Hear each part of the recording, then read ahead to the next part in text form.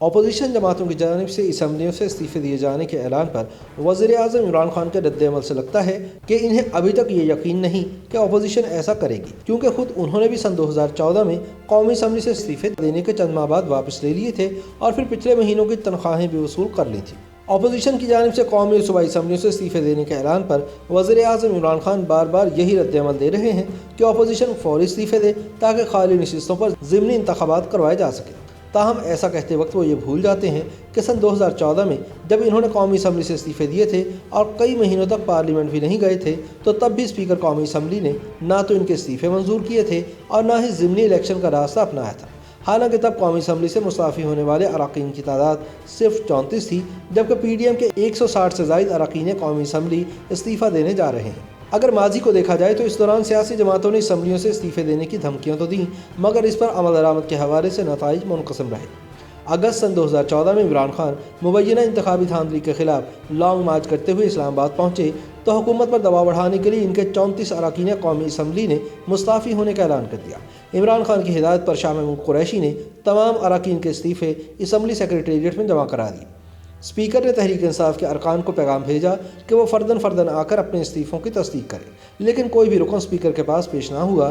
چند دن گزرے کہ جاوید ہاشمی کو پارٹی قیادت سے اختلافات ہوئے، وہ کنٹینر سے اترے، قومی اسمبلی پہنچے اور دھواں دار تقریر کی۔ انہوں نے اسمبلی سے مستعفی ہونے کا اعلان کیا اور اسپیکر چیمبر جا کر اپنے استعفے کی تصدیق کی اور ضمنی انتخاب لڑنے ملتان چلے گئے، لیکن ان سے دھوکہ ہو گیا، کیونکہ بعد میں عمران خان سمیت 33 پی ٹی آئی اراکین نے اپنے استعفے واپس لے لیے اور تنخواہ اور الاؤنس بھی وصول کر لیے، اور بعد ازاں جاوید ہاشمی کی چھوڑی ہوئی نشست پر آزاد امیدوار عامر ڈوگر کامیاب ہو کر تحریک انصاف کا حصہ بن گئے۔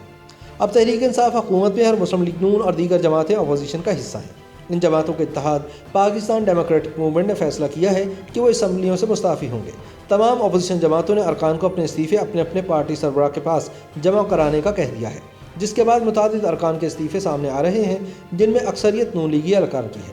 قومی اسمبلی کے سابق ایڈیشنل سیکرٹری طاہر حنفی کے مطابق پاکستان کی پارلیمانی تاریخ میں استعفوں کی سیاست کا مقصد گیلریوں سے کھیلنا اور حکومت پر دباؤ ڈالنا ہوتا ہے۔ اس وقت اپوزیشن جماعتیں اپنی اپنی صفوں سے وفادار ساتھی تلاش کر رہی ہیں کہ کون کون پارٹی قیادت کے پاس استعفے جمع کراتا ہے۔ ان کے مطابق بظاہر لگ رہا ہے کہ اپوزیشن جماعتیں مستعفی ہو رہی ہیں، لیکن پارلیمانی قواعد کی روشنی میں استعفیٰ پارٹی قیادت کے پاس نہیں بلکہ متعلقہ اسمبلی کے اسپیکر کے پاس جمع کرانا ہوتا ہے، جو مستعفی رکن سے تصدیق کرنے کے بعد کہ اس نے استعفیٰ کسی دباؤ کے تحت تو نہیں دیا، پھر ہی قبول کر سکتا ہے۔ انہوں نے کہا کہ اگر اجتماعی طور پر استعفے اسپیکر کے پاس پہنچ بھی گئے تو اسپیکر فرداً تصدیق کا پابند ہے۔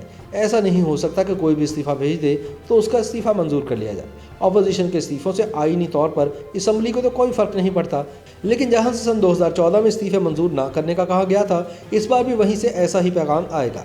سن 2014 میں تحریک انصاف کی جانب سے استعفے جمع کرائے جانے کے بعد حکومت کی جانب سے مذاکرات کے ذریعے استعفے واپس لینے کا کہا جاتا رہا۔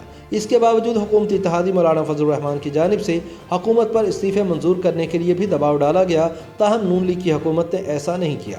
دوسری جانب عمران خان بارہا یہ کہہ چکے ہیں کہ اگر اپوزیشن مستعفی ہوتی ہے تو خالی ہونے والے حلقوں میں فوری ضمنی انتخابات کرا دیے جائیں گے۔ اب سوال یہ ہے کہ کیا حکومت کے لیے اتنے بڑے پیمانے پر ضمنی انتخاب کرانا ممکن ہوگا؟